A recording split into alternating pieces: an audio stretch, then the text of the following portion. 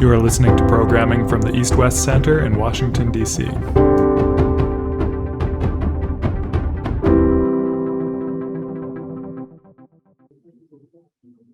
Ladies and gentlemen, good afternoon. Good afternoon and welcome. My name is Satu Limaye. I'm the Vice President of the East-West Center, and I'm absolutely delighted to welcome you here today to the U.S. launch of the inaugural edition of Taiwan Matters for America, America Matters for Taiwan. Now, I should say that we are very grateful up front to Representative Chabot and his team, and of course to the entire Taiwan Caucus for helping us to arrange and make this event possible. So thank you, Representative Chabot and the rest of the Taiwan Caucus. I also want to thank our partners in producing this report, AmCham Taipei, and we will later have in a minute, Don Shapiro, who's representing AmCham Taipei here in Washington. And I should also mention that I said specifically the US launch because in Taipei, this report was launched as part of the AmCham's annual dinner. And we were so gratified that President Tsai also received the report in hand. And we have some wonderful photos of President Tsai receiving this report at that dinner. Thanks to all of you, of course, for making the time.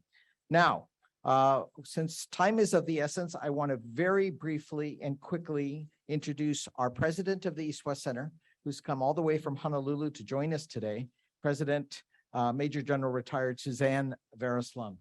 Susie. Aloha, everyone, and good afternoon, and epo hu. I hope I said that right. I want to echo the thanks to American Chamber of Commerce, Don Shapiro, as well as our Taiwan Deputy Representative to the U.S. TECRO, Liang Yu-Wang. And what a privilege it is to be here today with so many of our distinguished guests, and of course, the leaders in the Taiwan Caucus. And thank you to our Honorable Representative, Congressman Steve Chabot. And grateful to have a message from our Honorable Senator Jim Inhofe, as well as we're expecting a little bit later, our Congressman Diaz-Balart. Really honored to be here, of course, with our East-West Center Washington team and our Board of Governors representative here by Ambassador Kelly Curry. Thank you for being here.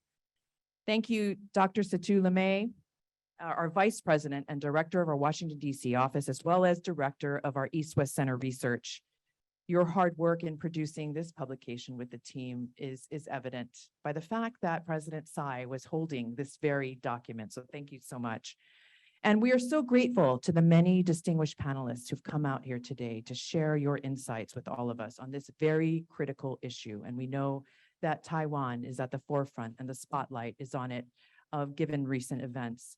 You know, the East-West Center, of course, is proud to partner with the American Chamber Taiwan because this publication and website is definitely unique.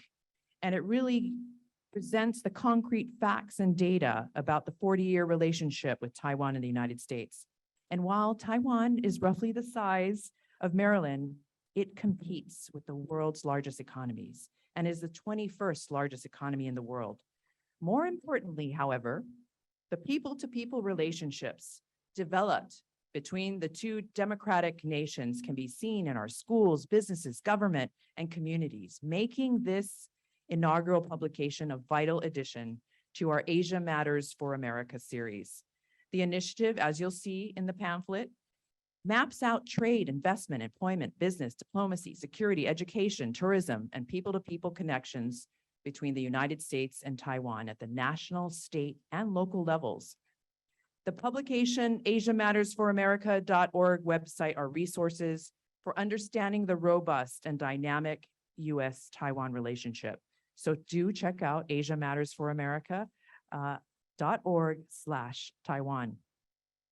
This publication is really in line with our East-West Center strategy, East-West Center, which was developed by then Senator Lyndon Johnson, as well as signed into authorization by President Eisenhower in 1960 for this specific reason, to build those relationships among people and nations through dialogue, research, and education.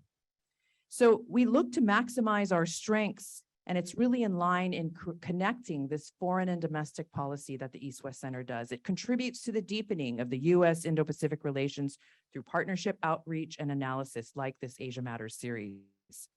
We also want at the East-West Center to cultivate understanding between the United States, Asia, and the Pacific through our graduate degree fellowship programs, our short-term programs like the Pacific Island Leadership Program that Taiwan funds currently, which happens in Hawaii, Taiwan, and we hope bringing them also to Washington, D.C. here. Our East-West Center Hawaii campus has been a proud partner with many educational initiatives throughout the region.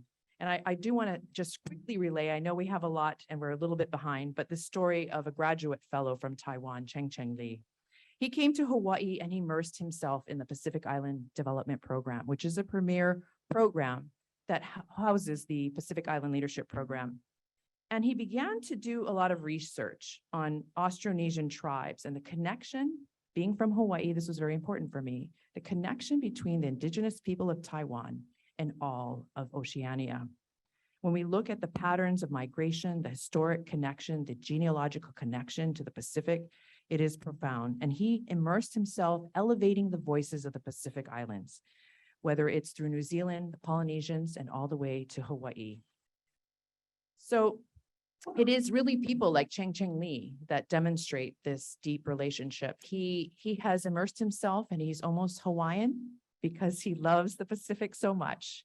But I think it's telling of that strong relationship. And my hope is that this publication is not just a tool for education, but a springboard for dialogue on critical key issues regarding the U.S.-Taiwan relationship. The on-site online website is dynamic and will share also the latest news, so do check it out. It is not just to enrich and remind and teach, but it really is to encourage us. We benefit mutually from this relationship, and so does our next generation, like Cheng Li and the many Pacific Island students and participants from Taiwan that engage with one another at the East-West Center and around the nation and globe. Thank you again for coming today, spending your precious time, showing that this relationship is important and honoring it. I hope that you'll continue to share why Taiwan matters to America and why America matters to Taiwan. Mahalo.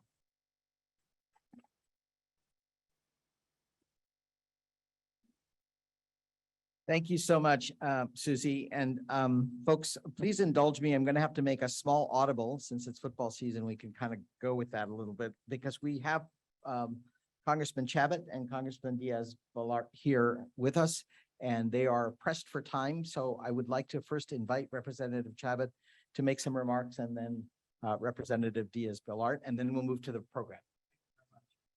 It's only because I got here first. He's a lot smarter than I am. So, but Mario is a great guy and he'll give a much better speech than I do too. But I'm honored to be here this afternoon. I'm honored to have all of you here. I'm honored actually to have been with FAPA Saturday evening at a tremendous dinner and was presented with the Legend Award. And I'm told that only 5 people on earth have ever received that award. If that's not true, I don't want to know about it. But it was really a tremendous dinner. And again, I'm Steve Chabot. I'm co-chair of the Congressional Taiwan Caucus, along with Mario and a couple other members of Congress. And I'm also the ranking member of the House Foreign Affairs Subcommittee on Asia and the Pacific. I'm the ranking member now, depending on which way the elections go. I may be the chair of that committee next time. I hope to be the chair, and did chair it about 10 years ago. That's actually Ami Bera, who is the Democratic chair of that committee. He was my ranking member back a long time ago. So we actually get along together very well. You always hear Republicans and Democrats are always fighting. And yeah, we do fight, but we actually get along and work together on occasion. We really do that with respect to Taiwan. And as we all know, Taiwan has been in the news a lot lately as a result of the bullying, the pressure of the PRC, the People's Republic of China, particularly the Chinese Communist Party. And so we talk about geopolitics, you know, submarines and planes and missiles so much that it's really refreshing today to take a step back and to talk about other reasons that Taiwan matters so much to the United States. The relationship between our country, the United States, and Taiwan, and between our two people is very deep and many-sided. Let's start with trade. In 2021, Taiwan was our 8th largest trading partner. And it's a marvel that a nation of only 23 million people has more two-way trade with the United States than India, for example, which is a country of 1.3 billion people, which is the next largest, is ninth. Now, in full disclosure, I'm also co-chair of the India Caucus. So we need to work a little bit harder there too. So we want both Taiwan and India to do very well. Bilateral trade has tangible benefits for Americans. In total, U.S. exports to Taiwan support over 200,000 American jobs. So jobs right here in America, 200,000, that's a lot of jobs. For instance, just last week, I had the opportunity to attend the signing of letters of intent for Taiwan to purchase over $3 billion with a B, $3 billion of U.S. wheat, corn, and soybeans, purchases that will employ many farmers across the country and people in the agricultural industry and grocery stores and everywhere else. So again, these are American jobs as a result of the strong ties between the United States and Taiwan. On the import side, Americans have Taiwan to thank, in large part for the millions of semiconductors, chips that enable everything from computers to phones to cars to dishwashers. And I would note that the CHIPS Act that we passed recently, there's a significant Intel plant, which is going to be built out of just outside of Columbus, Ohio. I represent Cincinnati, Ohio. I'd much preferred it to be right outside Cincinnati, Ohio, but they're building it up in Columbus, and we're really happy about that. It'll help the whole state and the whole country. The global economy could very well shut down without Taiwan's semiconductor factories turning out the brains behind the technology that we all enjoy. And that's one of the reasons also why the PRC looks so greedily at Taiwan. You know, we absolutely have to stand with Taiwan and make sure that Taiwan continues to be secure. And in turn, Taiwan relies on the United States for a healthy percentage of its semiconductor manufacturing equipment. So to make those chips, we produce a lot of the machinery here in the United States. It goes over there and produces the chips. So once again, it's a two-way street. While we have a mutually enriching economic relationship, we also have deep people-to-people ties, which I think is just as important. There are over 80 sister city partnerships between U.S. cities and those in Taiwan. For instance, my hometown of Cincinnati, Ohio, has a sister city relation with New Taipei City. We're getting some feedback here. I'm not sure if there's something we can do about that. Chinese Communist Party. That's right. Furthermore, over 200,000 Taiwanese Americans live in the United States, and over 20,000 Taiwanese came to the United States as students just last year, and each year, really, over 500,000 come as tourists, and it goes the other way too. The United States is Taiwan's 5th largest source of tourists every year. It's examples like these that bring home why Taiwan really does matter to America. Too often, the breadth of our relationship gets lost in the headlines. So I'm pleased that the East-West Center and AmCham Taiwan has done the work to showcase just how deep the bilateral relationship between our two countries really is. And I don't say two countries by accident. We are two countries. Taiwan is a de facto independent country. Doesn't mean that they've declared independence, but they are a de facto independent country. So God bless the United States of America, and God bless Taiwan. Thank you very much.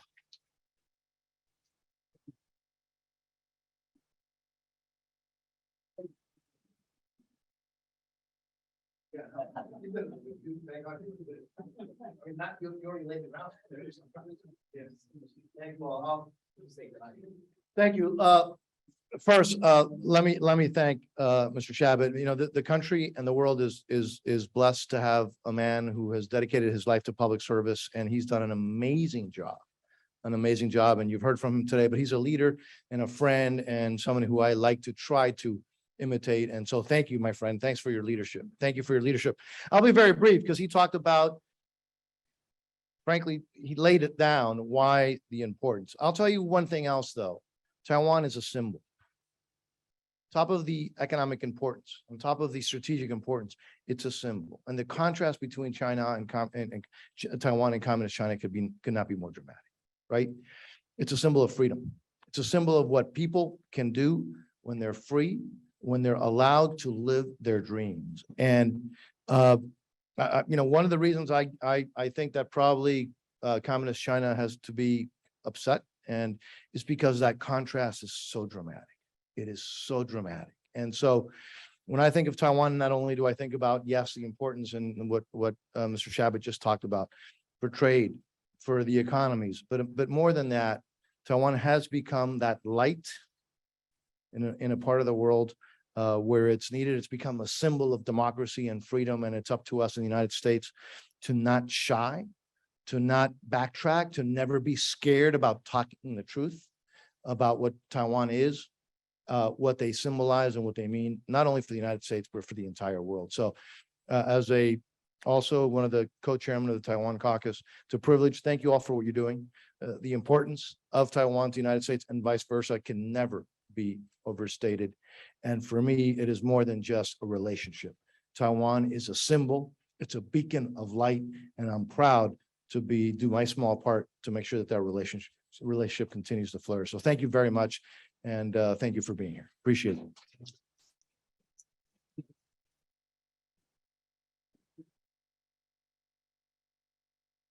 Well, I think that Congressman Diaz-Balart and Chabot put it very well. This is exactly why we did the report. There are lots of headlines and lots of issues at the global level and geopolitical level, all very important, critical.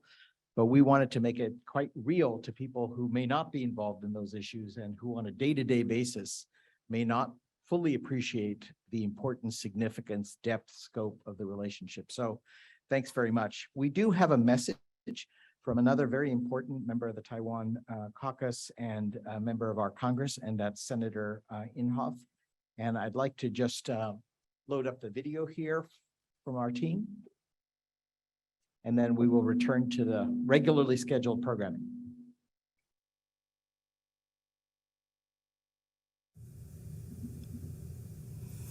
Senator Jim Inhofe here, and I wanted to say hello to all of you who are celebrating the launch of the inaugural Taiwan Matters for America publication.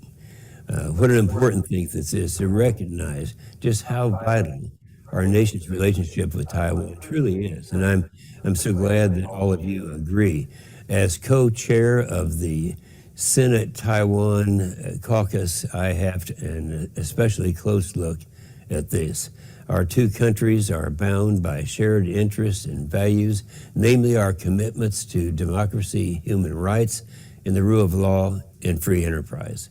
We appreciate that freedom, security, and the exchanges of the ideas, goods, and services are keys not only to a prosperous United States and a prosperous Taiwan, but also to a prosperous Indo-Pacific region and prosperous world. I hope that with this launch, we will continue to build on our legacy to increase our economic ties, improve our collective security, and strengthen the abiding friendship and partnership between our peoples. Taiwan is and always will be one of our most important partners in the region.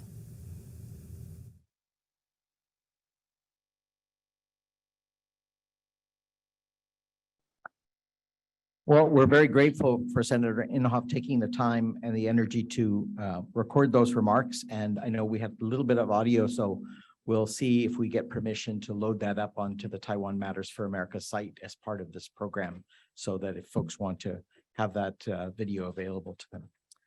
Let me now return to the original program, which was to recognize our partner, AmCham Taipei, represented here by Mr. Don Shapiro, and then to the Deputy Representative of the U.S. Taipei Economic and Cultural Representative Office, Liang Yu-Wang. But first, Don, welcome.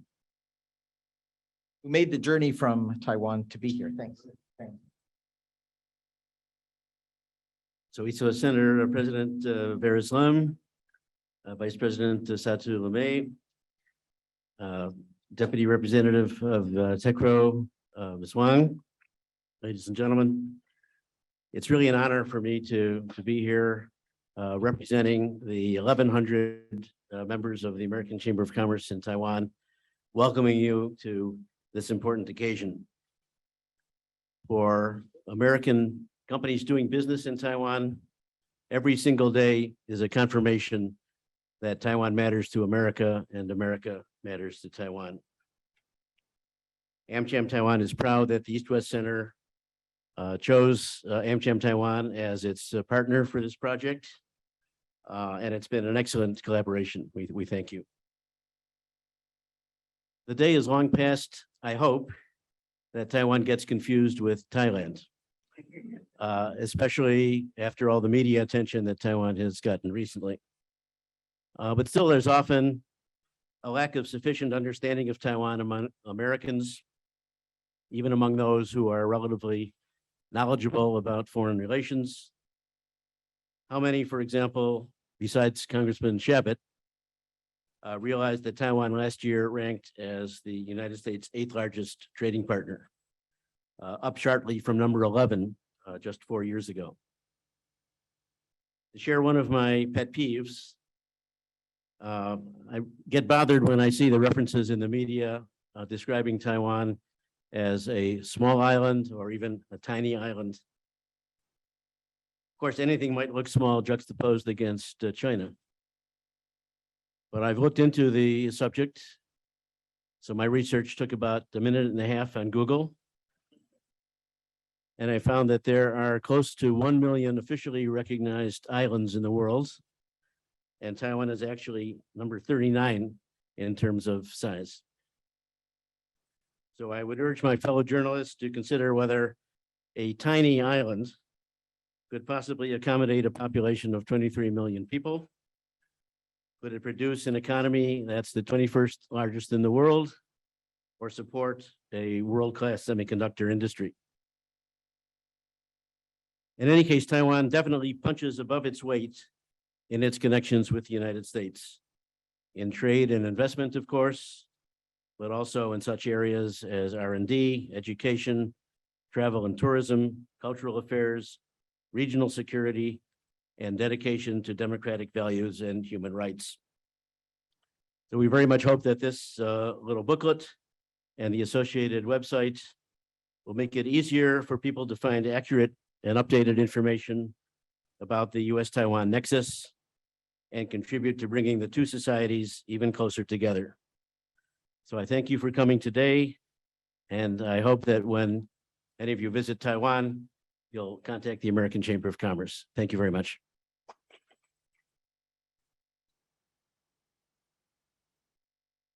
Thank you, Representative Wang. Thank you. Please. Thank you. President Vares-Lum, Vice President Limaye, and Mr. Shapiro, it's really a great pleasure to join you here for the launching of the very important and timely report on Taiwan Matters for America and America Matters for Taiwan. And on behalf of my boss, Representative Viking Xiao and TECRO, I do want to take this opportunity to express our appreciation for the East-West Center and AmCham Taiwan for your continued efforts to promote better relations and understandings between Taiwan and the United States. And I think the United States is Taiwan's most important strategic and economic partner. And in return, Taiwan promotes United States regional interests by serving as a beacon of peace, stability, and democracy in the Indo-Pacific. But only a secure and tremendous Taiwan can be that beacon. So that's why Taiwan matters to America and America matters to Taiwan. Lately, we have witnessing that some concerning shifts in the global security landscape, including Russia's invasion in Ukraine and China's prolonged military provocation in the region, intending to change the status quo. We do appreciate the support and engagement of the administration in its response to those troubling changes. And we also continue to count on our friends in Congress who have been champions of Taiwan for decades, including recent legislative initiatives by the Congress designed to strengthen the U.S.-Taiwan strategic partnership and Taiwan's security. Of course, we are fully committed to work with the United States to strengthen our self-defense capabilities. And with regard to trade and investment, I think the data contained in the booklets in your hands makes abundant clear the depth and the breadth of U.S.-Taiwan economic ties. And in the meantime, trade negotiations under the umbrella of the U.S.-Taiwan Initiative of 21st Century Trade is expected to come soon. The U.S. and Taiwan are also focused on key industrial sectors that are critically important to the integrity of the international supply chain. So we also look forward to enhancing cooperation on semiconductors and other high-tech sectors so that we can jointly better respond to the economic challenges of the post-pandemic era. And also, we do hope to create an even more stable foundation for our mutual investments. So we hope to sign an avoidance of double taxation agreement with the United States.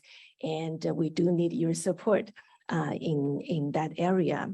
So I know we are looking forward to the discussions from our panelists. So I think I will just stop here. But thank you again for all the work that went into making this report possible. And I believe that the more we understand the complexity of the bonds between the US and Taiwan, the more we will value and treasure our relations. And most of all, thank you all for supporting the relationship between Taiwan and the US. And I wish the event and discussion a great success today. Thank you very much. Thank you.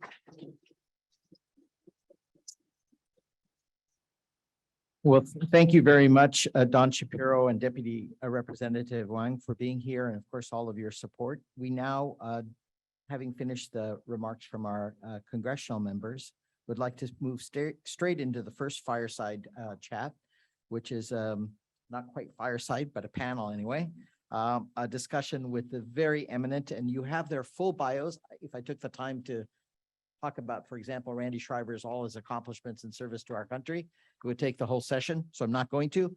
You have the details. Randy Shriver, please. Welcome.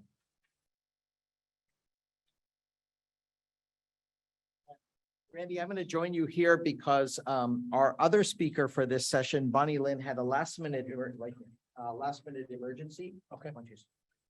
And couldn't join us, but we have Shelley Rigger, who's going to be joining us virtually, and we're queuing her up, I believe. So this panel, the goal here is, as we said, we wanted this report to be about more than geopolitics and the big picture headline issues. But as I also said, those are critical issues. And so we do want to talk a little bit about the Taiwan-US security relationship. And I can think of no one better than having Randy Shriver, who served in our Department of Defense as the Assistant Secretary for Indo-Pacific Security Affairs, a number of other positions throughout his career. We will welcome Bonnie and Lynn from CSIS another time, but we also have Professor Shelley Rigger now online, and she's the advisory board of the Global Taiwan Institute and a senior fellow at the Foreign Policy Research Institute. She also is an acknowledged expert and scholar on issues related to US-Taiwan relations. So thank you both for being here. I know you were going to start off with just a few minutes of opening remarks, and then each of you, and then maybe we'll have a couple of minutes for questions. I know our time is very limited.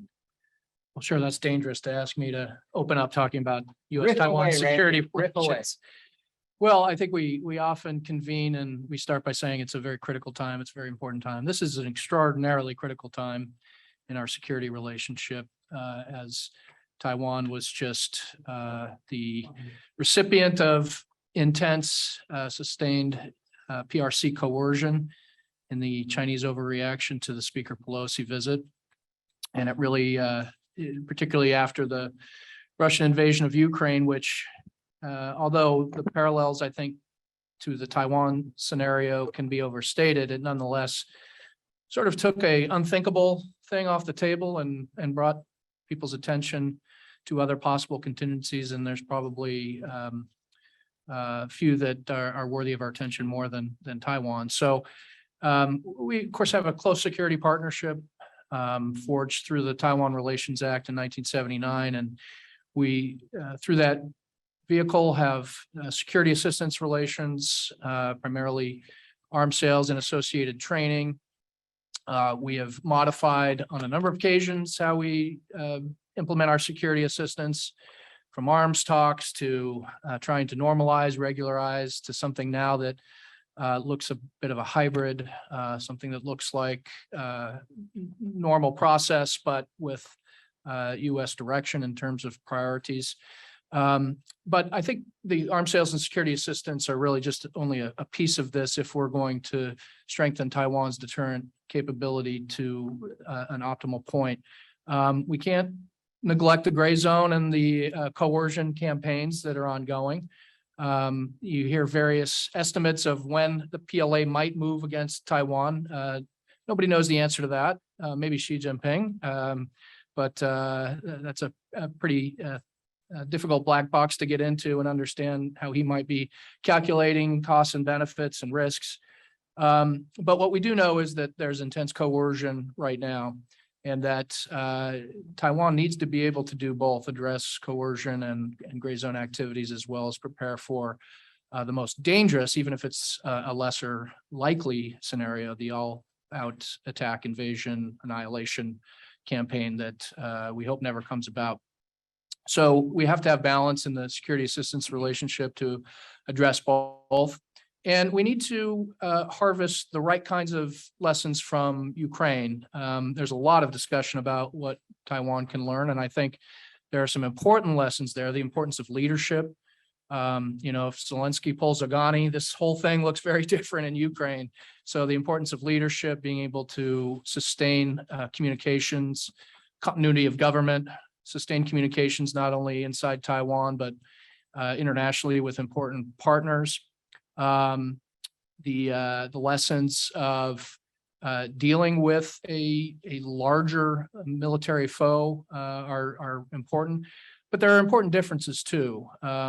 Russia, of course, had occupied Crimea, had parts of eastern Ukraine, Belarus as a satellite state.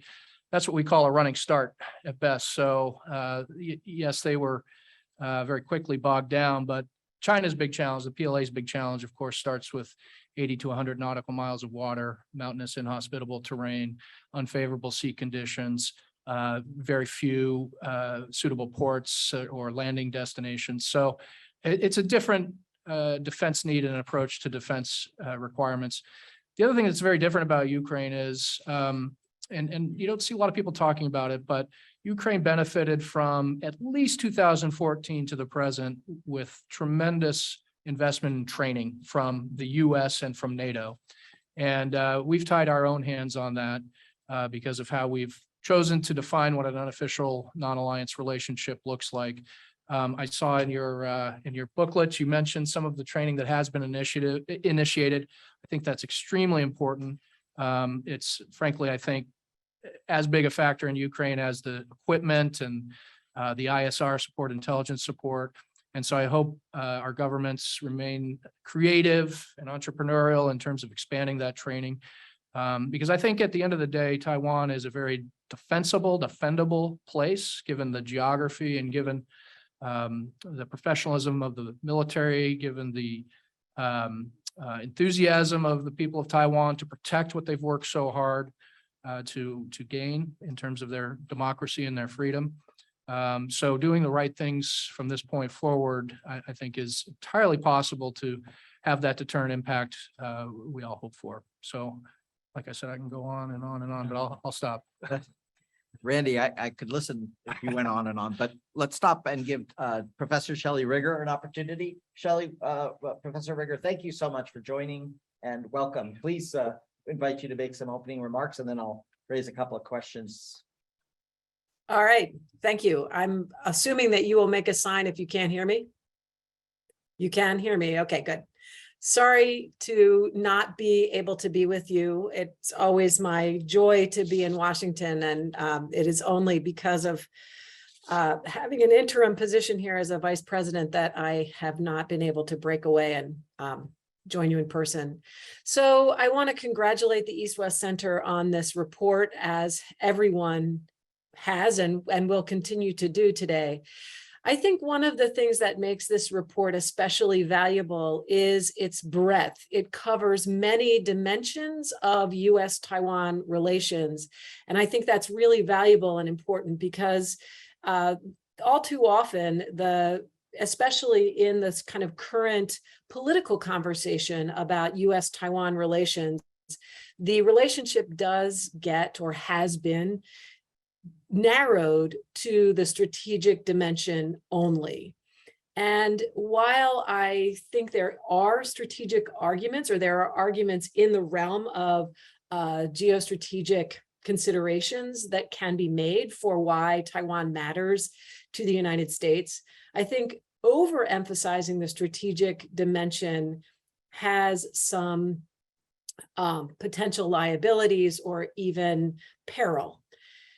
We need to always focus on why the US is interested, or what the US interest is in supporting Taiwan, in enabling Taiwan to pursue and achieve its own interests and preferences for its future. An over-focus on the security dimension and the strategic dimension has the risk of subtly shifting the conversation away from Taiwan itself as something worth protecting because of its own intrinsic virtues and values, the kinds of things that the previous speakers were talking about. You know, the idea of, I think it was Senator Imhoff, Taiwan as a light and a beacon of democracy and so on. Those are the things about Taiwan that are worth protecting. But there's a risk of shifting from a focus on the value of Taiwan in itself and the virtues that it shows to the world, and in the direction of treating Taiwan as an asset, a strategic asset of the United States. This is indeed, as Randy Shriver just said, a very sensitive moment in Taiwan and in US-Taiwan relations, and in the triangular relationship among Taiwan, the United States, and the People's Republic of China. The intensity of Beijing's pressure on Taiwan has escalated significantly in recent months and is unlikely, in my view, ever to recede, or in the near future or the medium future to recede to the levels we saw even 6 months ago. And there was already a lot of pressure then. The situation is really much more perilous today than it has been in the past. And whether we think that pressure is justified or not, we need to be aware and realistic that it exists and it's real.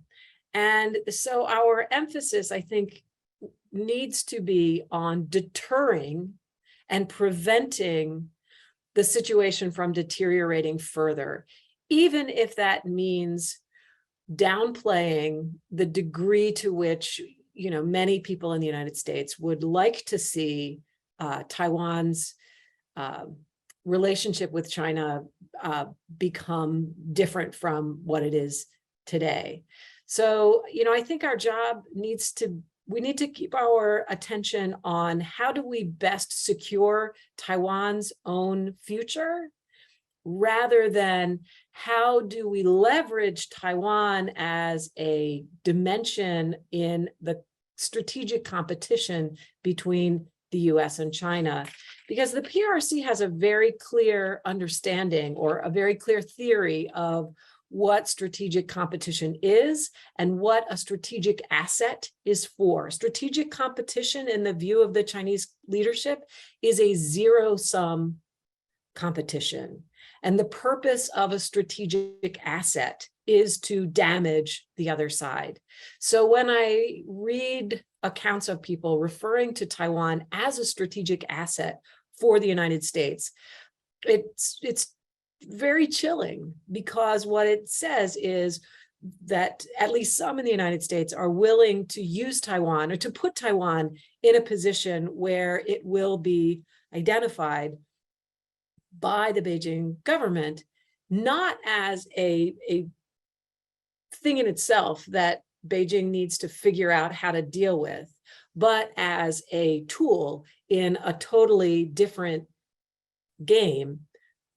And if Taiwan comes to be seen as a weapon that the US is using against the PRC, then Taiwan is no longer a thing in itself. It's no longer being protected, it's being weaponized. And that, I think, is something we really need to avoid. So that's it for me.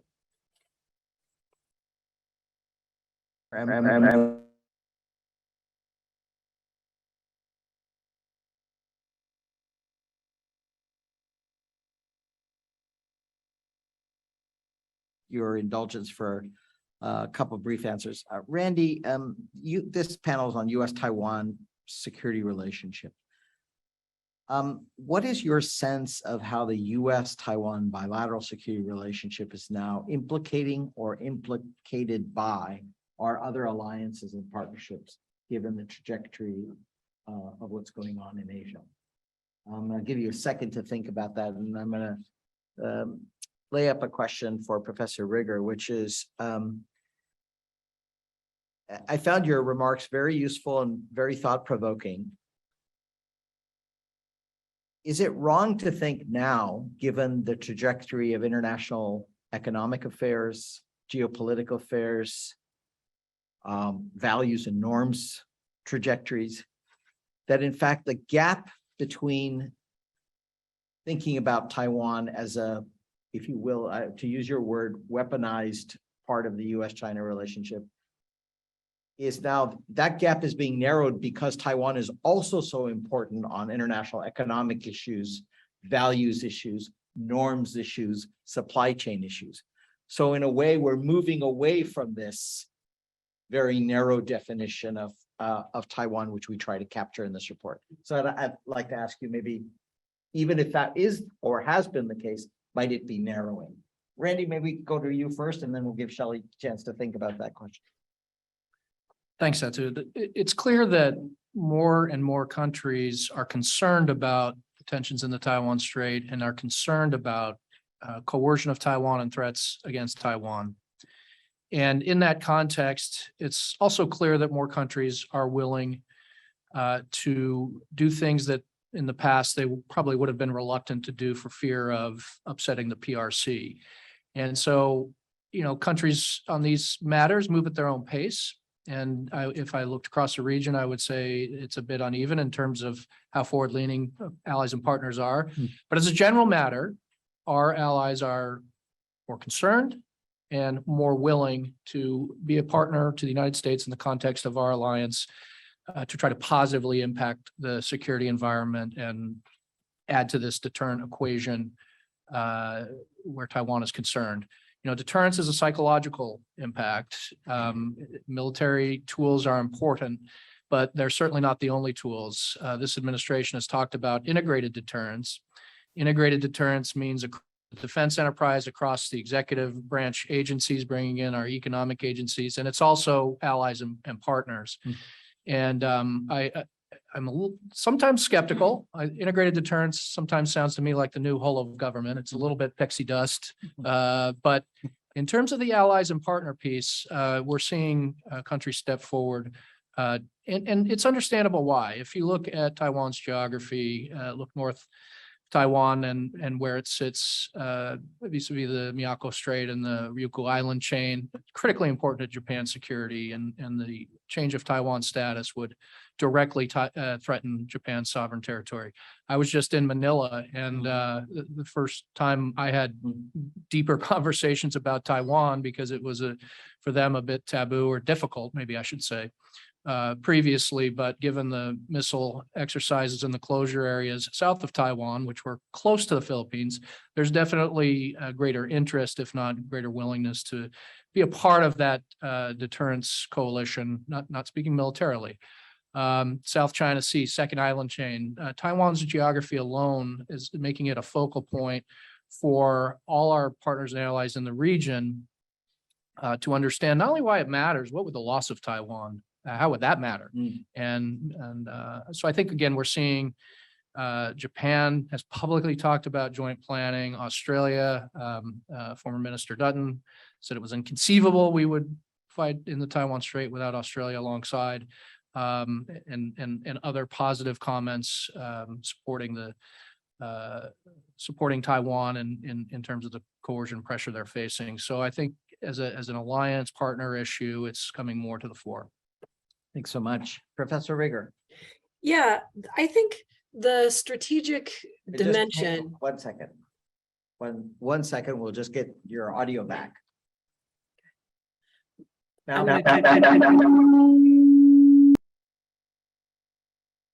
You want me to try again? How's that? Okay. I think the emphasis on security or the strategic dimension is not exactly new, but new-ish. So if I think about 2011, when I published a book called Why Taiwan Matters, the chapter on why Taiwan matters to the United States had a heavy focus on democracy, heavy focus on economic relations, even before the rise of TSMC, right? Taiwan was an important economic partner to the US.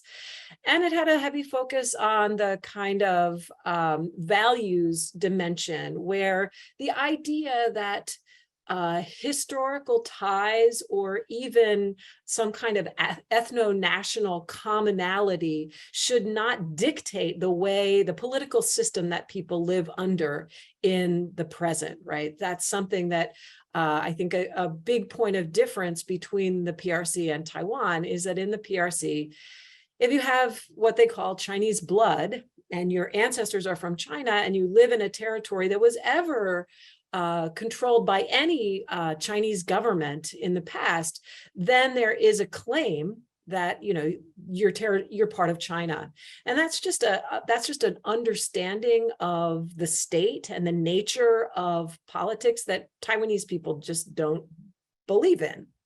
So those were the things that I mainly talked about in that chapter. But I also talked about things like the credibility of US alliances in the region. So Taiwan mattered even in 2011 because how the US managed the Taiwan issue was an indication of how the US was going to deal with a rising China in the context of all of our regional and even global security architecture.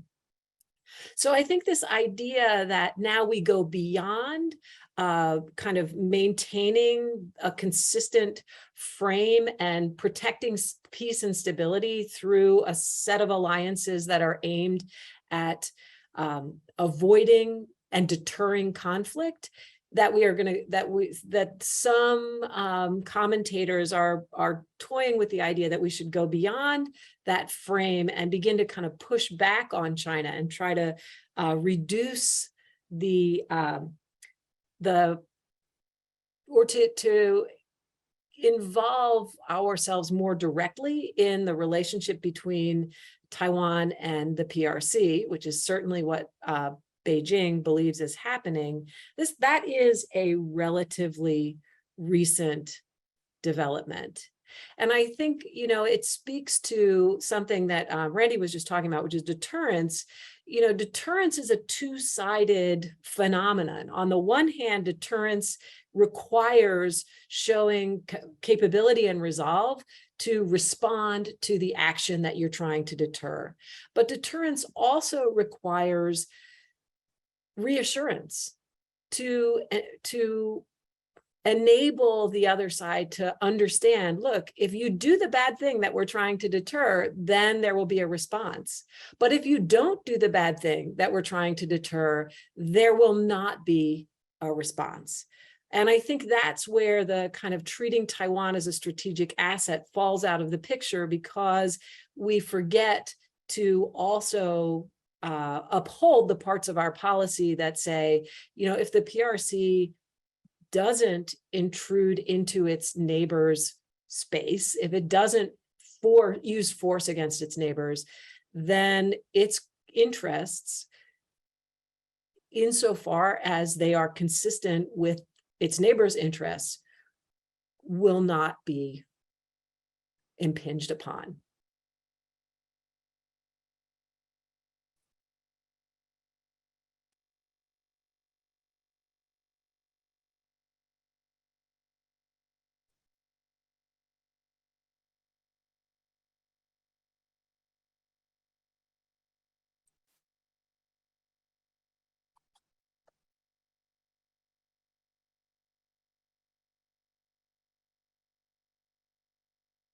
Very hard stop due to your new responsibilities, for which congratulations as Vice President. So thank you for joining us virtually. And Randy, as always, thank you so much for taking the time to be here and to support this program. Please give them both a hand.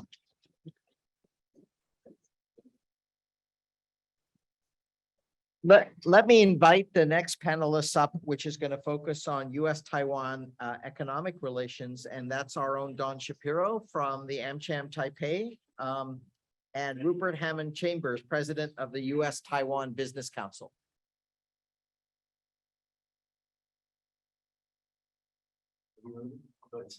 I think you're there, Rupert. Yeah, no. Don?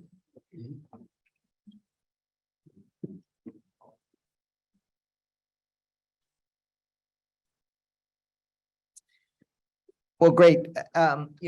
We just talked about the very important U.S.-Taiwan security relationship, and I dare say you've seen in the publication all the important elements of the U.S.-Taiwan economic relationship. But we have two experts with us who follow very closely U.S.-Taiwan economic relations, which are also going through some exciting times. Discussions of trade arrangements, issues related to why and why not IPEF, the Indo-Pacific Economic Framework, issues about business conditions and changing trajectories in global supply chains and indeed globalization itself. So for all of these issues, we have two masters with the deep experience and expertise. You have, again, their bios, so just flag their titles.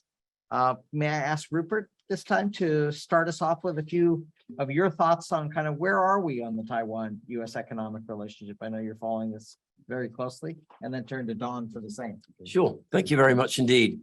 First, I want to thank you for including me today, the East-West Center and AmCham Taiwan. It's a great privilege, two very important organizations, and I've had the privilege of knowing Don my entire professional career.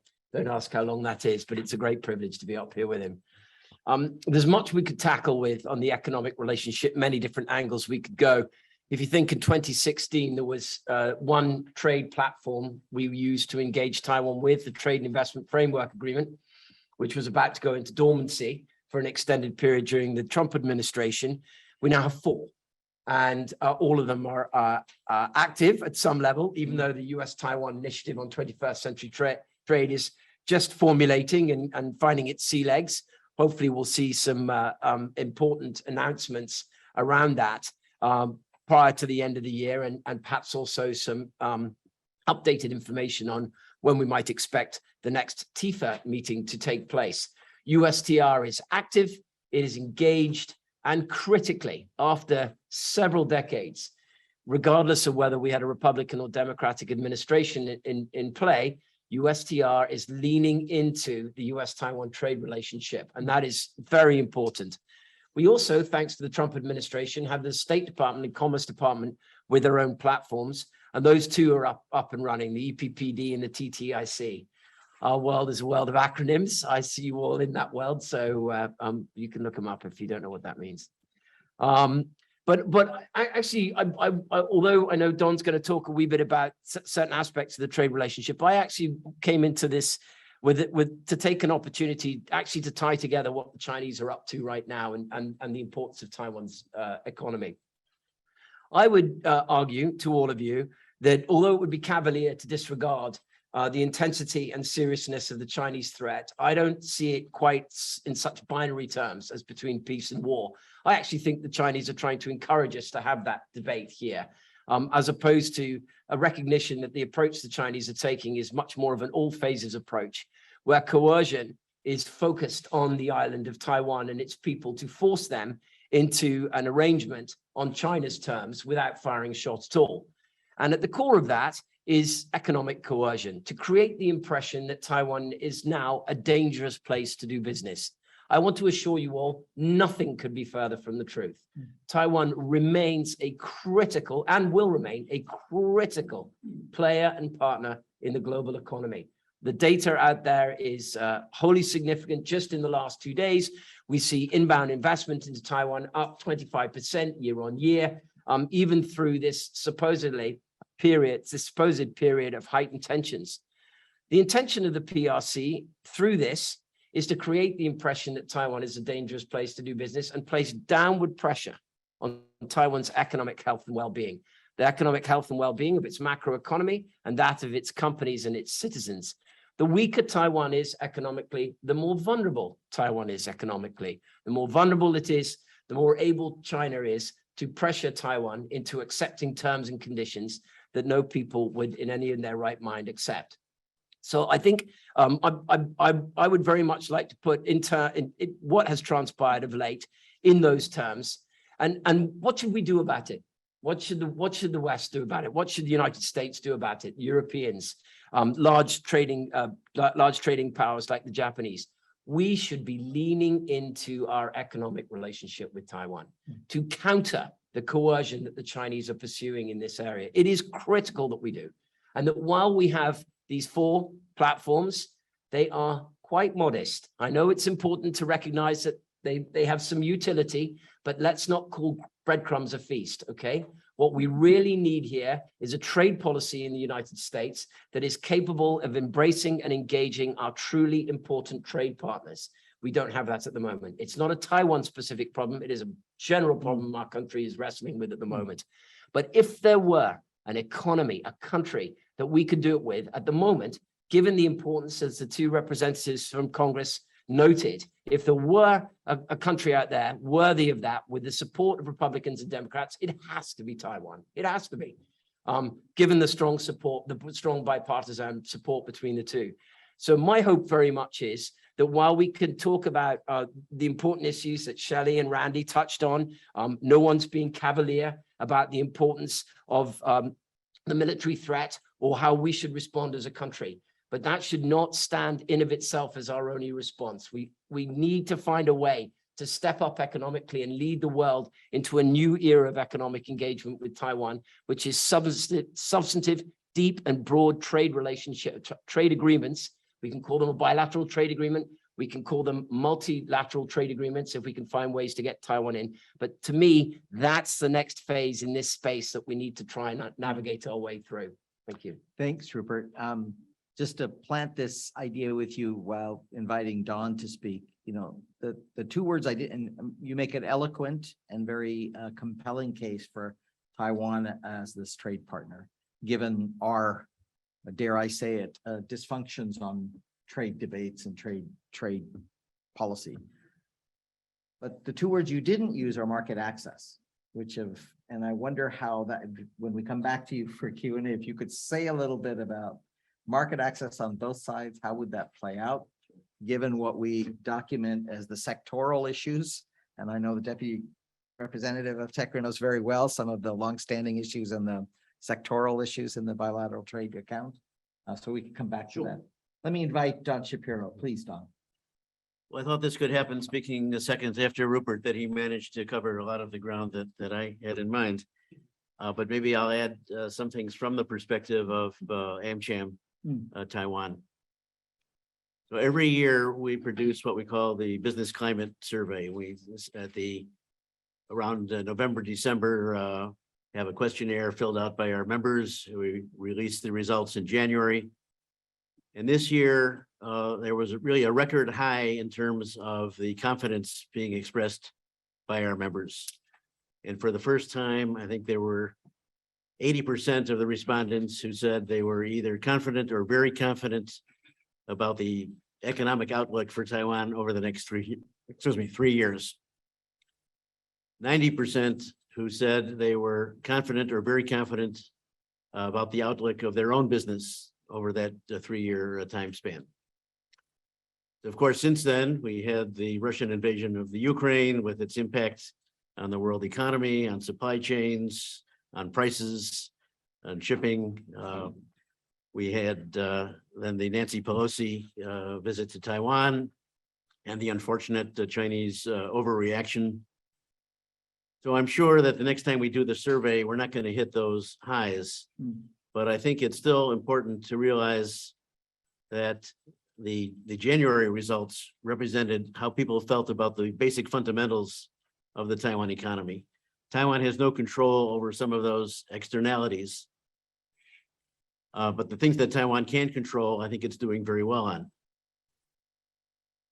As we entered the COVID period, the chamber was really concerned that we would be seeing a drop off in the number of members in the chamber. The frequency of events that we could do was decreased. There was just less opportunity to have contact with companies. Instead, we've seen a 20% increase in the membership over the last 2 years. Our membership director goes around smiling every day. This is a result that we really did not expect. But I think it shows the continued robust nature of that economic relationship. Now, in terms of the current sentiment post the Chinese military exercises, we also did a flash survey that same week, at the end of the week. And the first question was, did you feel any disruption in your business operations because of those events? If so, what kind of disruption? And also, are you making any contingency plans for the future in case tensions further heighten? Well, the results were maybe 25% of the member companies said that they had received any kind of disruption at all. And half of them said that the disruption was caused by their home office pestering them for information. But really, I think it's natural that the companies had to take this very much as a matter of concern. I think many of them are thinking about what they would do if tensions increase. I think they would be remiss if they weren't doing that. But at the moment, I think we're in sort of a watch and waiting period. We don't know what Xi Jinping has in mind, whether he'll be satisfied that he's made his point and that's it, or there'll be further efforts to ratchet up the degree of tensions. So I think everyone now is in a period of just trying to analyze the situation and keep themselves informed. When we produced our annual white paper that came out in June, the headline on that was Golden Opportunity. So generally, if we don't have those problems across the Taiwan Strait, we feel this is a period of time where we can do more with the U.S.-Taiwan economic relationship than ever seemed possible before. And of course, we've always felt that the holy grail would be to have a bilateral trade agreement, something really comprehensive and concrete. And because we're quite aware that domestically in the United States right now, trade policy is a matter of a great controversy and not something that either political party is willing to push, we had sort of held back, not pushing that issue front and center. But just recently, we're getting advice from some of our friends in Washington that maybe we should be a little bit more ambitious and aggressive on that issue. That it's possible today, maybe to get things done that would not have been possible a year or two ago. So I think you'll expect to see from AmCham Taiwan continued pushing for what would be a free trade agreement, as well as progress on the 21st Century Initiative, which we think has great potential. I think when Taiwan was not invited into the IPEF, the Indo-Pacific Economic Forum, initially there was a great deal of disappointment. And then when this 21st Century Initiative was announced, some skepticism. Is this just going to be a sop to Taiwan, a consolation prize without any substance? But we've really been persuaded since then that this is moving forward in a very serious and substantive way, and could lead to really further important steps later on. Thank you very much, Don. That's most interesting, and kind of Rupert also set the stage for that, how important that trade. So we shall see. But I want to come back to Rupert. I laid down the question about market access, and Don seems to think there's some room. But let me ask you related to that for both of you, and I will have to go to the next panel. But so Taiwan is also asked to join CPTPP. And I guess the one question is, as we pursue our bilateral approaches, Taiwan has these interests both in terms of economic relations with mainland PRC, as well as the broader region. How should we in the US deal with that element of the US-Taiwan economic relationship?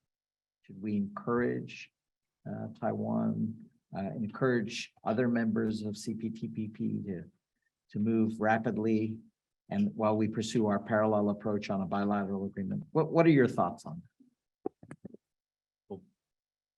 Well, I'm not sure how much leverage the United States will have now over the other members of the CPTPP after Pulling out of that project. But I think the US, if it could, would encourage Taiwan to join as many multinational organizations or associations as possible, just to give Taiwan stronger connections within the region.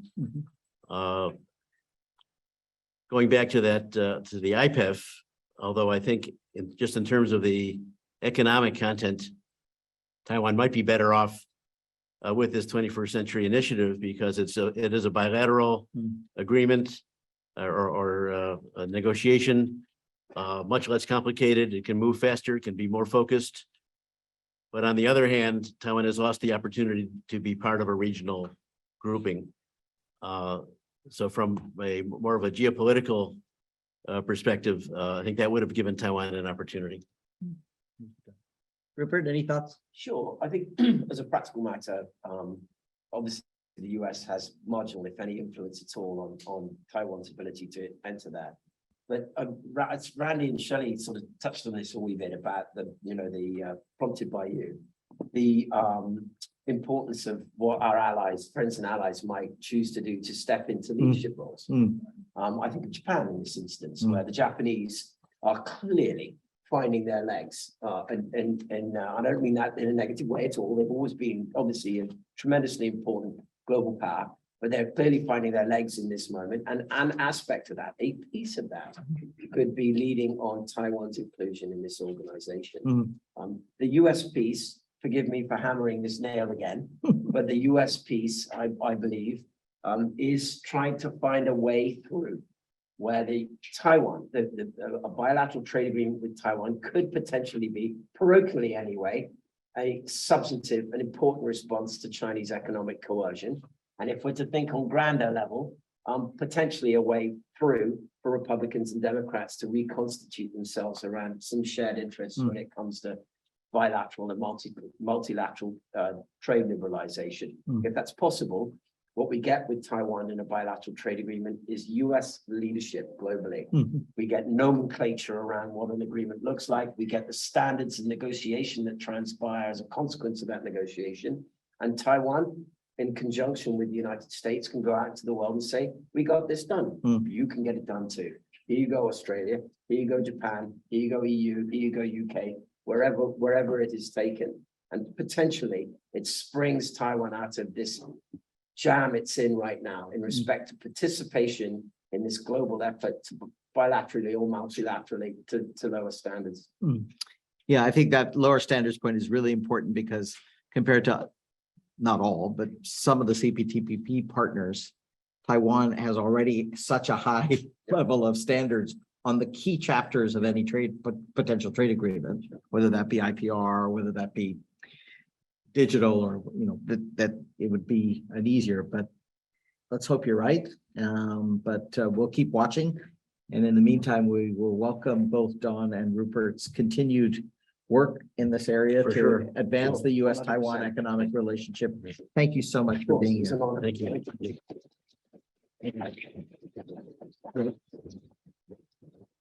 We'll get out of your way here and invite the next panel to come up. We'll get you set up here. Sorry about the, hey, thanks, Rupert. Appreciate it.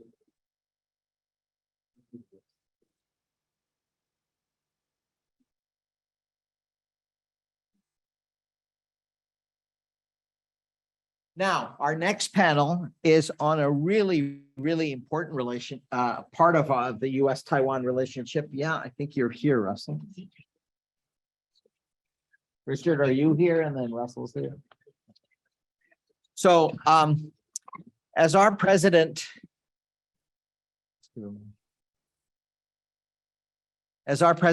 Vares-Lum mentioned at the outset of her remarks, the East-West Center, one of its key missions is to develop U.S.-Asia ties through a combination of collaborative education, research, and exchange.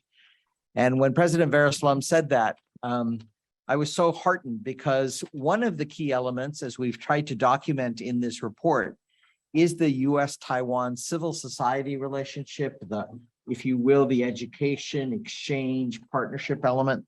And we have three extraordinary folks who are committed to this element of the U.S.-Taiwan relationship, very active in it. I've had the pleasure of working with Richard Pearson and, of course, Russell Shao quite a bit on different things. And we also have joining us virtually at a very early time in the morning, I believe. Thank you, Dr. Volk, for joining us from the Fulbright, Taiwan. I know that you've been, I think it's 3:30 or 4 by my calculations, but thank you for joining us. So let me turn it over to you first for making some remarks on kind of the state of U.S.-Taiwan. Great, thank you. Can you hear me? Can you hear me okay? Okay, great, wonderful. We're here to talk about why Taiwan matters. And of course, part of that then when we get to this piece is why do people-to-people relationships matter? This is not the hard data of economics or the hard/soft data of security, but it's the soft relationship of people-to-people diplomacy, of tourism, of exchanges, of expats living in each country, of students. And why does it matter for both of these countries? Well, the first answer is pretty obvious. Well, it's nice. It's a good thing for the people who do it. It's a pleasure. Taiwan is a very, very difficult place to dislike. You have to work really hard to dislike Taiwan, and it's a great place for Americans to be. Of course, Taiwanese have very warm feelings towards America. On a more idealistic level, when I was at Fulbright, and I want everybody to understand I've retired from Fulbright now, but when I was the director at Fulbright, the vision statement that we used was the vision of a world with a little more knowledge and a little less conflict. And that comes from Fulbright back in 1946, having watched the devastation of 2 world wars, trying to figure out a way to perhaps promote international peace a little bit more, and believing that international exchanges, while perhaps a very slim rod, were perhaps the best foundation for building international peace. So those are 2 reasons why people-to-people relationships matter, but also people-to-people relationships are important because they establish perspectives. They establish perspectives in people and society, and those perspectives constrain foreign policy. So all you have to do is look at the pre-World War II American policy that had to do with the relationship to the fascist countries and understand that leadership and the public had very different views, and the leadership was constrained in its view of what should happen prior to 1941. People-to-people relationships are important because they set perspective.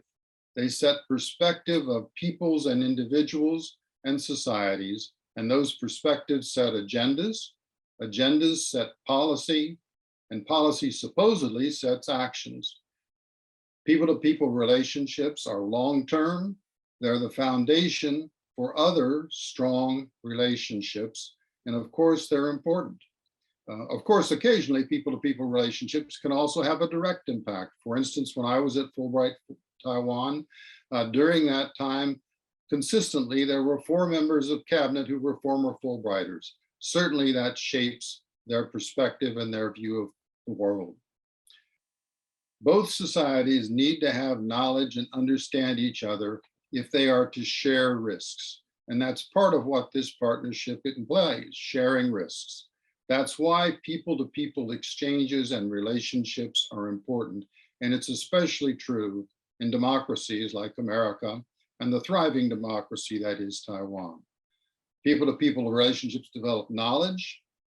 That knowledge is important for the future leaders who participate in it, but they also develop perspectives in society, and they are bilateral. So that's my first point. People-to-people relationships are something that undergird all of the other aspects of why Taiwan matters. The second point I want to make is that currently people-to-people relationships between Taiwan and the United States are healthy. They are robust. They need to be more robust, but they are robust. You see the data on tourism, students, exchanges, expats that's in the report. Taiwanese, in effect, know US better than Americans know Taiwan. What are the levels now? Well, the levels are good, they're high. Look at the data in the report. More importantly, they're moving in the right direction. A couple of things that aren't in the report, but which I think are significant indicators of the direction things are moving in. The Harvard Beijing Summer Academy in 2023 will become the Harvard Taipei Summer Academy. And Harvard notes that the move from Beijing to Taipei is based primarily upon logistical reasons like housing issues, et cetera, but I'm sure there's an underlying issue also that has to do with academic freedom and the ability to have an effective academic program. The Foreign Service Institute of the United States State Department now does most of its Mandarin training that's not done in Washington in Taipei. That's been moved to Taipei. Also things like the Gilman, Boren, Nissley fellowships all have importantly increased. At Fulbright Taiwan, when I came as executive director, we had 107 scholarships. When I retired as executive director, we had 250 plus, that was in 2019, and it was 83% funded by Taiwan. And today that number is over 350 Fulbright scholarships for Taiwanese and Americans. 2 important additional points are the US-Taiwan have signed an educational initiative, AIT and the Ministry of Education, focusing on the teaching of English and the teaching of Mandarin. That initiative is an important initiative that is going to have an impact upon the exchanges and relationships between Taiwan's peoples and America's peoples.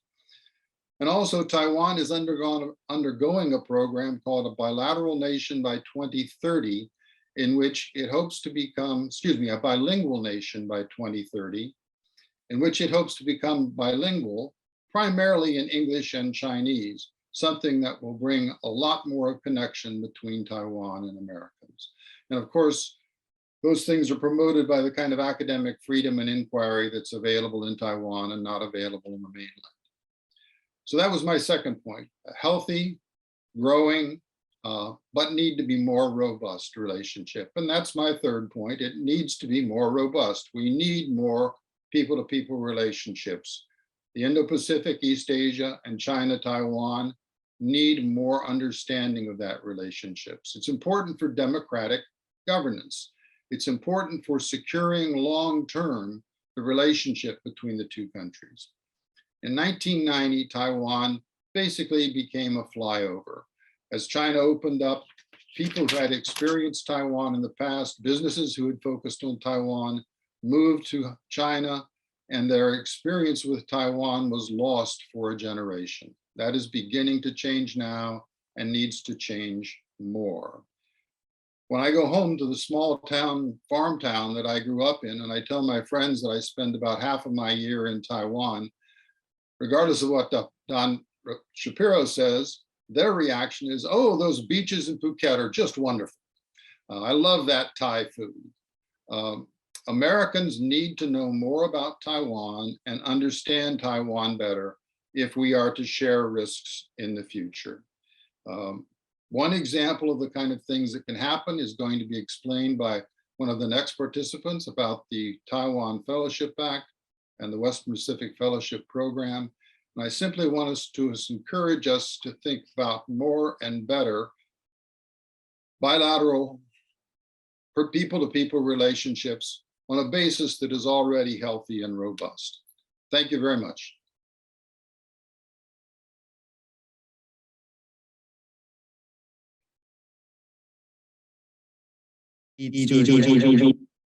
Perspective leads to agendas to action, and thank you for all the work and contributions you've made to this bilateral people-to-people exchange relationship, including education. Thank you so much. We now turn to Richard Pearson, who was teed up by Dr. Vogt just a second ago on the Western Pacific Fellowship Project. Richard. Thanks, Satu. So Will has done an excellent job laying out sort of at a macro level some of the people-to-people and educational exchanges going on between the U.S. and Taiwan and why they're important and meaningful. Speaking last week, Will and I thought it might be useful if then I provided more of a micro level view of a specific educational exchange initiative between the two countries that's currently making its way through the Congress. We heard a lot last week about the Taiwan Policy Act, and buried within that large bill is something called the Taiwan Fellowship Act, which would create a new government-to-government fellowship training program between the U.S. and Taiwan. Some of the audience may recognize that the government-to-government fellowship concept was actually pioneered with the Mansfield Fellowship between the U.S. and Japan. That was too created by Congress going back to the mid-1990s. And as people will note, is still going strong today. In fact, I think just last week, the Mansfield program welcomed its 27th class of U.S. government fellows to prepare for training in Japanese. So recognizing the desire that we've all heard today for deeper engagement between the U.S. and Taiwan and the need for more Mandarin proficiency to meet the China challenge across our country and government, for the last few years, the nonprofit organization, which I and also Will represent, called the Western Pacific Fellowship Project, has been working with a coalition of supporters around the country and in Taiwan to create essentially a U.S.-Taiwan version of the Mansfield Fellowship. And basically the program would create an opportunity for roughly 10 American civil servants to take 2 years away from their duties, spending the first year studying Chinese in a full-time, intensive, full immersion environment in Taiwan, and the second year placed as fellows inside government offices, companies, and NGOs in Taiwan. It's all described in the Taiwan Fellowship Act, introduced in the Senate by Senators Markey and Rubio, and in the House by Congressman Shabbat, who you heard from earlier today, and Congressman Berra. And it's passed both chambers over the last year. It's our belief and that of our supporters in both countries that the program will do a lot, not only to further cooperation between the U.S. and Taiwan at a working level, but also will help build America's next generation of East Asia and Mandarin proficient experts. And it's our expectation and that of our coalition of supporters and legislative sponsors here on the Hill that the small and modest program will contribute to U.S. and Taiwan cooperation across a range of areas of focus. And it bears stressing, especially here on the Hill, that the Taiwan Fellowship Act and the resulting program it would create are entirely in keeping not only with the Taiwan Relations Act, that speaks actually of maintaining cultural relations between the peoples of the U.S. and Taiwan, but also of more recent legislation, including the Taiwan Travel Act and the Taipei Act. And even in the very partisan environment we've seen here on Capitol Hill in recent years, we've seen that support for stronger ties between the U.S. and Taiwan and for sustained U.S. leadership and engagement with Asian democracies is very strong and very bipartisan.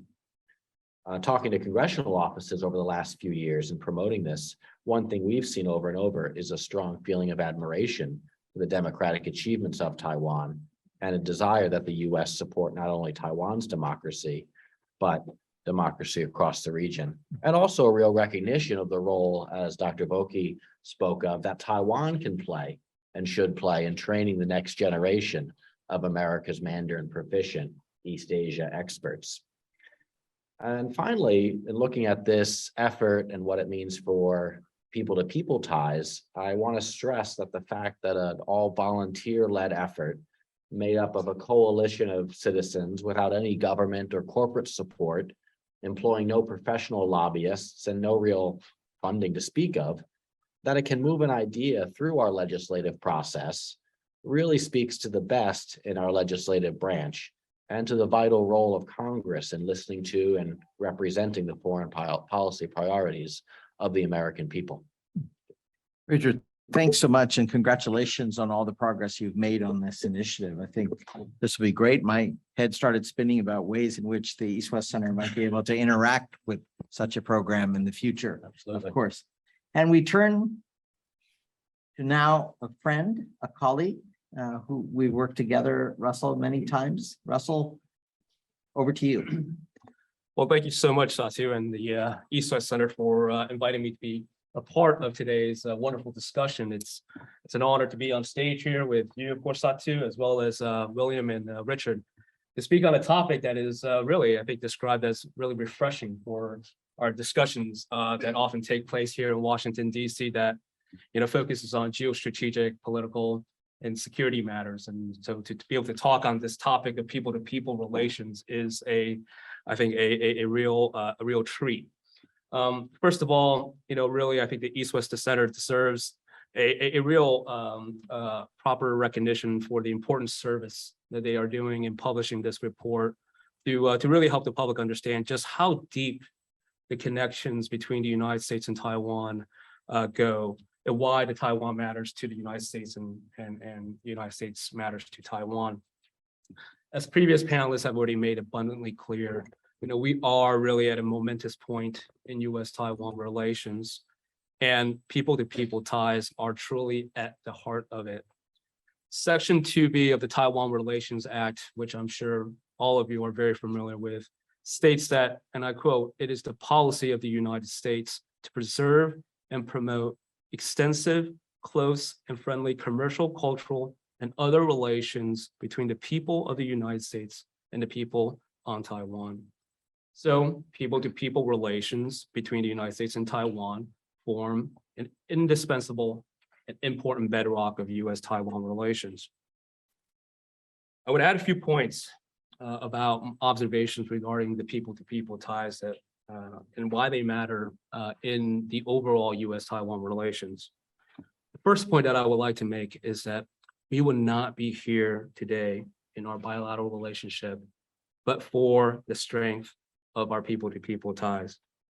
U.S. support for human rights predating the TRA in Taiwan during its authoritarian days made it a beacon of democracy and human rights for the people of Taiwan, and it remains so in the eyes of many Taiwanese today. And the fact that Taiwan is a vibrant democracy today is also an attraction for why Americans want to engage Asia. Renewing that commitment and deepening those ties will ensure that U.S.-Taiwan relations remain strong going into the future. I think the second point that I would like to make is that as experts, as well as officials would often say today, that U.S.-Taiwan relations are better now than it's ever been. I think that this is not just rhetoric. This is in fact supported by public opinion. Now, according to the Chicago Council on Global Affairs from 2022, on a scale of 0 to 100 on a feeling thermometer, Americans give Taiwan an average rating of 60. This is the highest rating, actually, on record of the Chicago survey. In 2021, in a similar survey conducted by the institution, a combined 6 in 10 Americans consider Taiwan as an ally that shares U.S. interests and values, or a necessary partner that the United States must strategically cooperate with.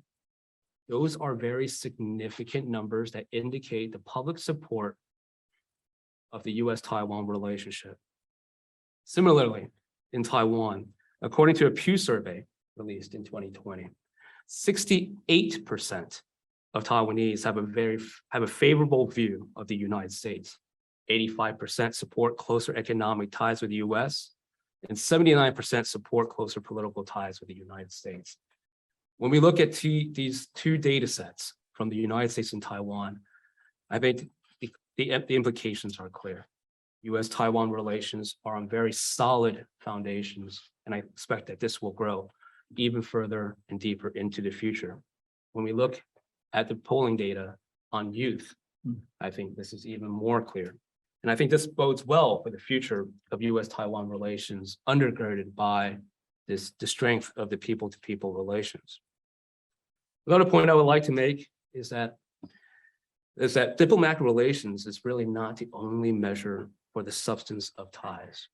And I think the United States has far more substantive relations with Taiwan than many of the countries with which it maintains diplomatic relations, or even those with which it maintains that are with diplomatic relations with that are of similar size or population. And I think, what Don said earlier with regards to the reference to Taiwan as simply a small island is very apt in the sense that, in fact, Taiwan punches far above its weight and in many respects should be considered a very important and big partner for the United States. A little bit about, my sort of role here, I suppose, on this panel, both as a Taiwanese American and also as the head of a research institution focused exclusively on Taiwan policy. The first of which is on Taiwanese Americans.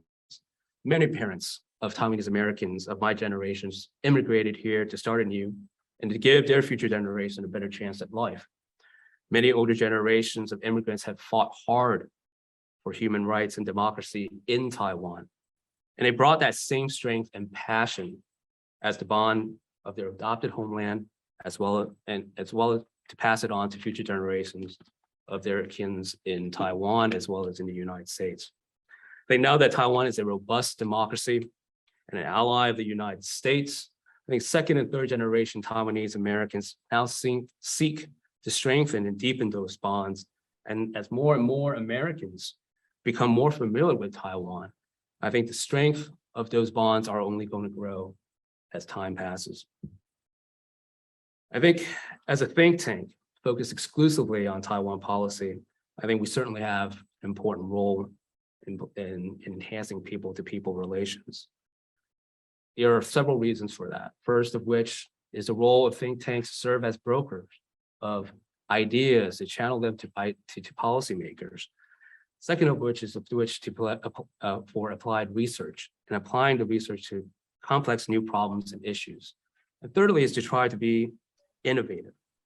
And I think all of that is really to try to provide and contribute to a more informed discussion about Taiwan and its people here. And this is, I think, really exemplified very well by the publication that the East-West Center produced here about Taiwan Matters for America and why America Matters for Taiwan. But specifically to the GTI, I would say that really we are here to address three underlying tendencies in our approach to Taiwan. One is a tendency to treat Taiwan as simply as a subset of a China policy. In other words, as Professor Rigger earlier noted, to recognize and appreciate the intrinsic value of Taiwan. The second is a tendency for an episodic sort of attention span with regards to Taiwan, where we will turn to Taiwan in 4-year cycles. In other words, the US-Taiwan relationship is a dynamic relationship that requires and warrants closer attention and care. And because I think for that, it will grow even stronger. The third is a tendency to be hyper-focused on military and security issues. And I think, what this East-West Center's report really captures is that there is a very wide breadth and depth to the US-Taiwan relationship. And again, just in conclusion, I want to congratulate Satu and the East West Center for producing this report and inviting me to be part of this discussion today. Thank you. Thank you, Russell. And thank you to Dr. Volk and of course, Richard Pearson. I'm in this awkward position now. We made up a little bit of time, but not as much time. And I'm standing between you and light refreshments, both non-alcoholic and alcoholic, and some snacks. And we're here to just have people-to-people relations. So I thought this would be a perfect segue.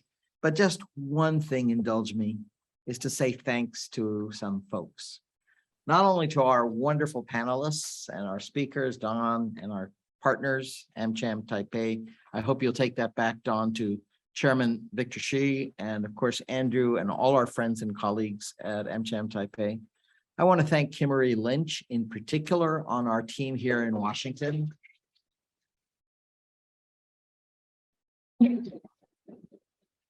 I know you get in trouble for saying things like this, but Kimmery really near single-handedly did that, which leads me right away to say to the rest of the EWC team here in Washington, you guys really do a fabulous job and make it all possible. So thank you, thank you, thank you.